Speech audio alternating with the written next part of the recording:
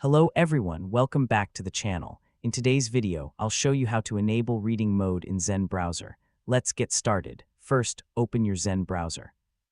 As you can see, I'm currently on the browser's home page. Reading mode isn't available here because it only works on supported article pages.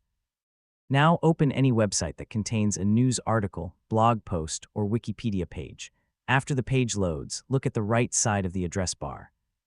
If the page supports reading mode, you'll see a reader mode icon. Simply click that icon to switch to a clean, distraction-free reading view. If the icon doesn't appear, don't worry. It simply means the current page doesn't support reading mode.